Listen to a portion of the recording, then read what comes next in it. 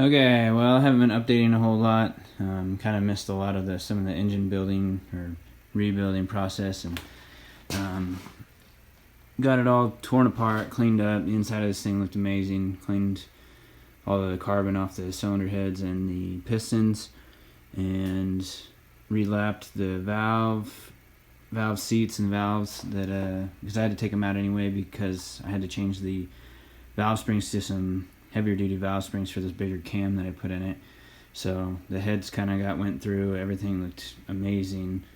The bottom end looked great. Everything just very, very happy with. Just got the flywheel torqued on.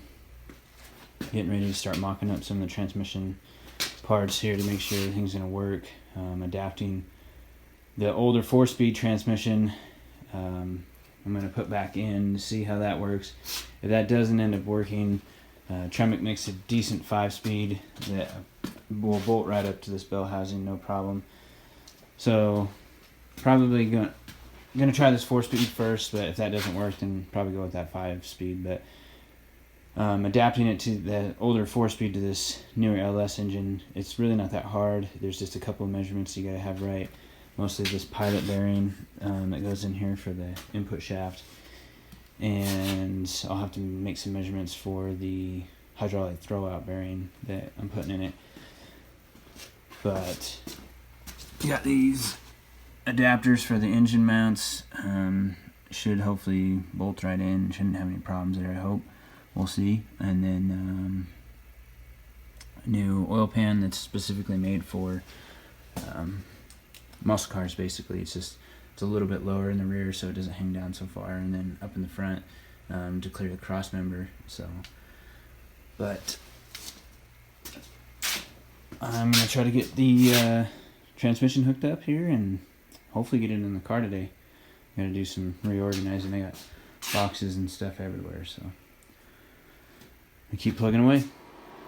Okay, I got the transmission bolted up to the LS, and I'm checking the free play.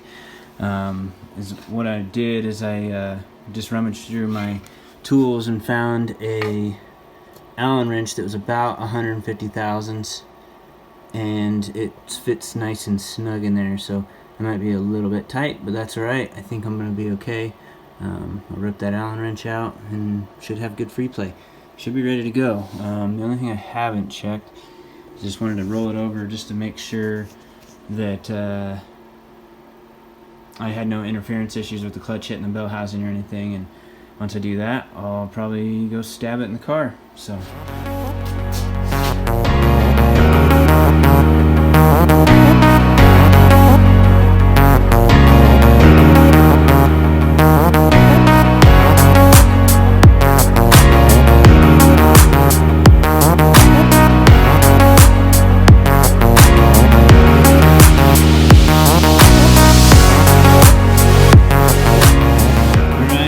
The engine is in.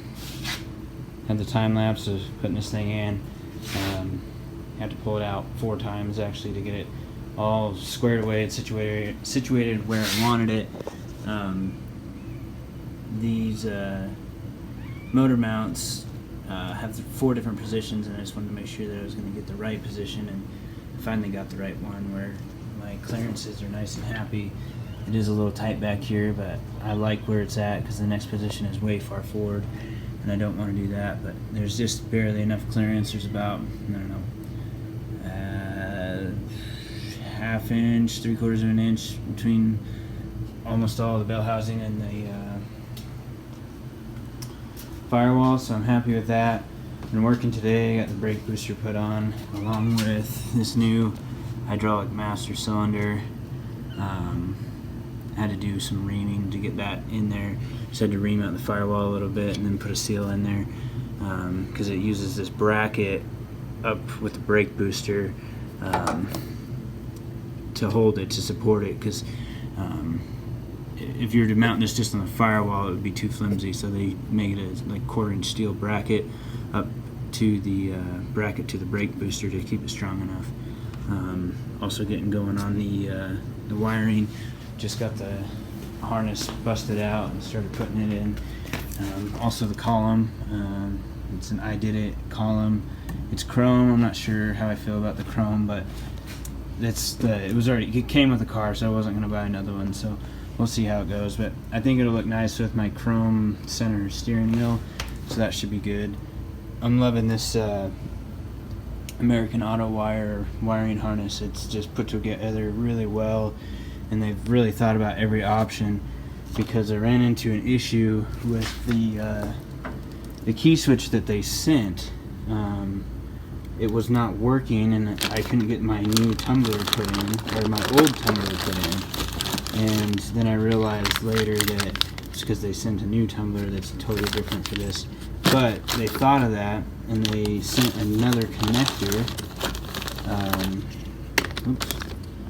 This is the old connector, but they sent another connector to fit the factory style ignition switch. So I just went with that, because I already bought this key, and this will be key to light to all the doors. So that key will open the doors, the trunk, and the glove box, rather than having two separate keys. So I wanted to go with the original key switch to do that. Just getting all this wiring laid out. It's kind of a disaster right now, but getting there. Got the headlight switch and the wiper switch in. This is where the cigarette lighter goes.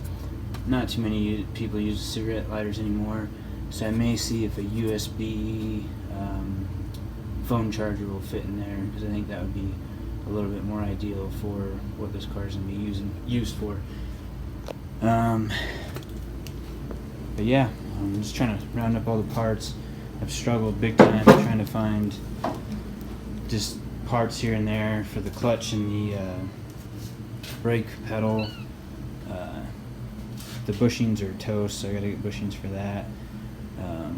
Also, the steering column down here, there should be a bracket that mounts the steering column, and they call it a clamp. It's missing, cannot find it, so I have to buy a new one. And then get the rest of the steering linkage all hooked up. And then it's Black Friday today. I'm hoping to get a bunch of parts ordered for this engine, get the intake manifold and the ECM ordered, probably headers, starter, alternator, all that good stuff, power steering pump, just while they got some deals going on. So anyway, been plugging away, haven't been videotaping a whole lot of it, but getting there. So until next time.